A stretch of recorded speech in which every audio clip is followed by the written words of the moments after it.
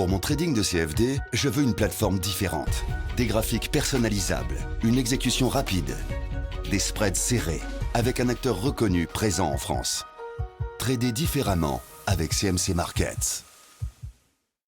Salut, c'est Trado, content de vous retrouver pour cette analyse technique quotidienne du CAC et également de TGNX qui m'a été demandé pas mal de fois. Je voudrais commencer par répondre à une question qu'on me pose souvent par rapport à la plateforme que j'utilise. Vous avez vu, c'est une plateforme qui est assez bonne, même une référence du genre.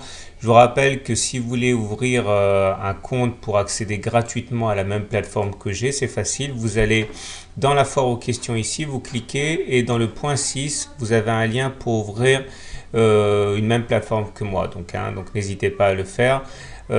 Sinon, au-delà, revenons aux fondamentaux. Alors, c'est intéressant ce qui se passe aujourd'hui parce que c'est vraiment super mauvais. Tout est mauvais.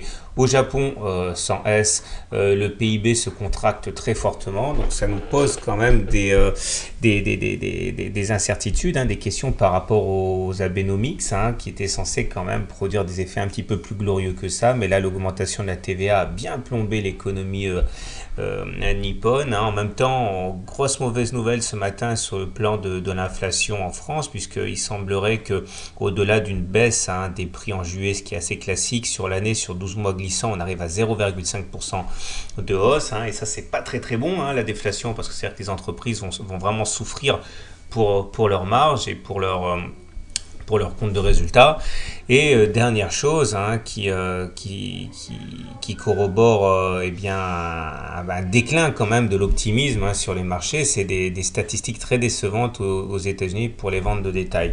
Alors ce qui est rigolo donc, c'est que malgré tout ça, on enchaîne une progression assez significative de 0,8%, ce qui tend à me faire effectivement confirmer mes objectifs de court terme qui sont le ralliement des 38,2% de Fibonacci ici, même si je suis loin de penser que il s'agisse d'autre chose qu'un rebond technique, autrement dit, pour parler français, je pense qu'il s'agit d'un rebond technique. On verra la manière dont on a de se départir des 38,2%, mais bon, il y a de la place à mon avis, à mon humble avis, pour une continuation du rebond. Maintenant revenons à l'analyse technique pure. Alors regardez ce qui s'est passé aujourd'hui, c'est assez intéressant parce que la Tenkan, elle a lâché. Alors je rappelle que dans le système Ichimoku, on est au-dessous du nuage, donc on est en tendance baissière, ce qui est confirmé par le fait que la Chinku sont en dessous des prix, pas de problème. Mais nous avons des sentinelles. La première sentinelle, c'est la Tenkan, la deuxième, c'est la Kijun. Et la Tenkan a été cassée, autrement dit, la tendance baissière au regard de Ichimoku a un petit peu perdu de sa superbe. La Kijun, ça sera plus difficile à passer, mais bon, en tout cas, la Tenkan a lâché. Et ça, c'est un bon signe pour les haussiers. Et demain, on va devoir s'affranchir également, si on en a l'opportunité, de la fourchette d'Andrews Orange, qui devrait faire blocage sur les 4208 et pour éventuellement espérer aller chercher les 38,2% de Fibonacci à 4227. Mais n'oublions pas que toujours la tendance demeure baissière, au risque de me répéter. Système Ichimoku, on est baissier, le super trend est baissier puisqu'il est rouge, le SAR est baissier puisqu'il est rouge. La moyenne mobile à 20 séances, je ne l'ai pas fait figurer aujourd'hui, mais elle est baissière. Donc attention, il ne faudrait pas non plus pour l'instant s'enflammer. Les indicateurs techniques sont plutôt mauvais. Le TRIX, il est toujours rouge, la tendance de fond est toujours baissière. Le MACD, comme on peut le voir, est toujours négatif en dessous de son signal. Donc tous les indicateurs lourds de suivi de tendance sont rouges. Alors maintenant, il y a des éléments positifs. On va continuer avec les éléments positifs. Tout d'abord, le CCI. Il vient de passer la ligne des moins 100. Donc ça, c'est un signal haussier.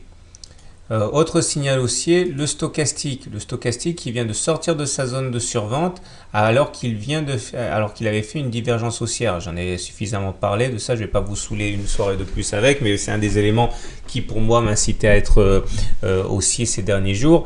Donc ça c'est pas mal, également, le momentum il est négatif, ça on n'en parle pas. Par contre les volumes, regardez, les volumes sont toujours décroissants par rapport au mouvement de baisse. Mouvement de baisse, gros volume, mouvement de hausse, faible volume. Méfiez-vous, la hausse qui se produit actuellement est loin de faire l'unanimité sur les marchés. J'aimerais parler aujourd'hui d'un signal japonais, de chandelier japonais que j'aime bien, qui s'appelle la ligne de séparation haussière. Alors j'en parle parce que c'est rare. Alors c'est une combinaison à deux bougies. Vous allez d'abord avoir une grande bougie rouge, donc une bougie où on termine plus bas qu'on a ouvert. Et derrière, vous allez avoir une grande bougie verte. Ça s'appelle une ligne de séparation haussière. Et il faut savoir que quand les conditions sont remplies, on a 7 chances sur 10 de monter. Alors les conditions qui sont remplies, c'est en l'occurrence la présence d'un marubozu pour deuxième bougie, ça c'est très très bien.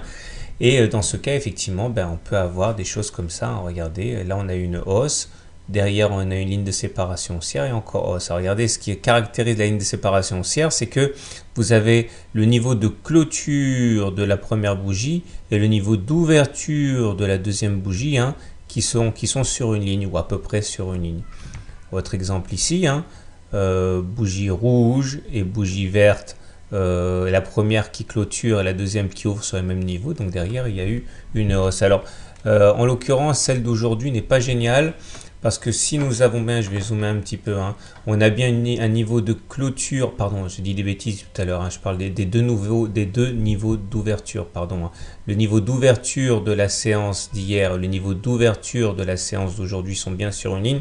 Par contre, on est franchement loin d'avoir un marubozu pour la deuxième bougie. Donc ça veut dire qu'on n'est sans doute pas à 700 sur 10 d'avoir une hausse. Mais bon, voilà, l'analyse technique, c'est aussi pondérer un petit peu tous les signaux haussiers ou baissiers. Donc ça reste quand même haussier ce signal-là, même si c'est pas aussi haussier que ce à quoi on aurait pu prétendre. Donc voilà. Je vous dis, non, je vous dis rien du tout parce que maintenant c'est l'analyse de l'action du jour. Place à TIGENIX. Donc chose promise, chose due, voilà une analyse de TIGENIX. Alors on va commencer du plus simple au plus compliqué. Le plus simple, c'est qu'on est toujours en tendance baissière sur les grandes unités de temps, c'est-à-dire l'unité de temps mensuelle. Pour l'instant, c'est toujours baissier, mais c'est pas aussi simple que ça. Alors pourquoi? Parce que regardez, là, on voit bien que les sommets sont de plus en plus bas. Et même les creux sont de plus en plus bas. Autrement dit, il y a un mouvement de déportation vers le bas. Ça à nouveau la peine d'être objectivement en tendance baissière. Maintenant, il y a des signes qui sont assez encourageants. Tout d'abord, le super trend, c'est la petite courbe rouge là qui, une fois cassée, devient verte.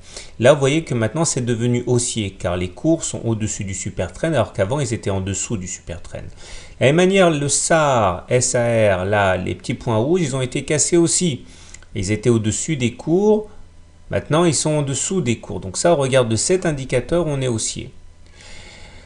Également, regardez les volumes, c'est très intéressant. Regardez comme les gros pics de volume ont correspondu à des périodes de hausse. Ça veut dire que cette hausse s'est faite avec conviction. Par opposition, la lente décrue depuis des mois sur TIGENIX se fait avec une baisse de volume. Ça veut dire qu'il y a de moins en moins, passez-moi l'expression, de clients pour croire à la baisse. Donc ça, c'est aussi intéressant. J'aimerais terminer sur le fait que le momentum, là, qui va nous servir également pour l'hebdomadaire, est au-dessus de 0. Donc on dirait que avec ces éléments-là, que la tendance non seulement baissière s'amenuise, mais que la tendance haussière commence à prendre de l'ampleur. Passons maintenant à l'hebdomadaire. L'hebdomadaire est plus intéressant techniquement. Bon, il y a pas mal de choses à dire. La première des choses à dire, c'est qu'on peut le voir, j'en ai déjà parlé précédemment, on évolue dans une espèce de figure d'élargissement descendante à angle droit. À angle droit parce que le côté en haut il est plat et descendant parce que le côté en bas il est descendant. Et ça, il faut savoir que ce genre de figure se casse plus souvent par le haut que par le bas. Alors là, à ce niveau, regardez également, on a connu une hausse très impressionnante nous amenant en août 2013 de 0,2 € à 1 € le 20 janvier 2014. Et il est normal qu'après une hausse aussi conséquente, on soit amené à consolider. Et les consolidations ne se font pas de manière anarchique, elles se font par étapes. 23,6% de Fibonacci, je vais vous montrer comment ça se trace, c'est très facile. Vous prenez l'outil Fibonacci qui est là, vous prenez le plus bas, vous prenez le plus haut, et ça se trace tout seul. Donc là, On a réussi à être freiné dans la baisse au niveau des 23,6%, mais une fois qu'on a eu cassé, on est allé chercher le niveau suivant, etc., etc. Et là, finalement, il semble qu'on ait un répit sur le niveau des 61,8% de Fibonacci, niveau à partir desquels l'ascension de cette semaine a pu se faire. Donc ça, c'est assez encourageant. De toute manière, il ne faut pas attendre d'explosion haussière tant qu'on n'aura pas cassé cette figure d'élargissement. Mais bon, il y a quand même des velléités haussières. Regardez également ce qui se passe au niveau des volumes. On va confirmer ce qu'on a dit tout à l'heure, c'est-à-dire que l'explosion de hausse des volumes s'est faite sur les augmentations, alors que la décrue des cours de TGNX se fait sans volume. Donc vous voyez, on manque de gens pour croire à la baisse. Ça, c'est pas mal aussi. J'aimerais parler du momentum encore une fois, puisque le momentum est certes en dessous de 0, donc ça c'est pas bon sur l'unité de temps hebdomadaire ici, mais il y a une divergence haussière. Ça veut dire quoi la divergence haussière? Ça veut dire que les cours font des plus bas, regardez, mais le momentum ne fait pas de plus bas. Ça s'appelle une divergence haussière, donc il est temps de tracer une petite oblique. Regardez, si on trace l'oblique sur les cours et qu'on la reporte sur le momentum, là on voit que le momentum a cassé sa résistance. Si jamais on arrive à casser la résistance également sur TGNX, c'est-à-dire vers 0,6, et qu'on arrive à clôturer au-dessus, ça devrait être pas mal cette histoire. On va suivre ça de très près. Donc voilà. En hebdomadaire, on est dans une période de consolidation car on est dans une figure d'élargissement. Mais encore une fois, normalement, ça se casse par le haut. Et en mensuel, on est toujours en tendance de fond baissière, mais il y a quand même des signes annonciateurs de retournement de tendance. Voilà, je vous souhaite une bonne soirée, de bons trades. Je vous rappelle que si vous découvrez mon travail, vous pouvez obtenir gratuitement votre e-book pour apprendre l'analyse technique avec vidéos, exercices corrigés, etc. C'est gratuit, c'est sur simple demande sur mon site. Et n'oubliez pas ce que j'ai dit au début, si vous voulez ouvrir un compte pour avoir la même plateforme graphique que moi, vous savez comment faire maintenant. Voilà, je vous dis à demain pour la mise à jour.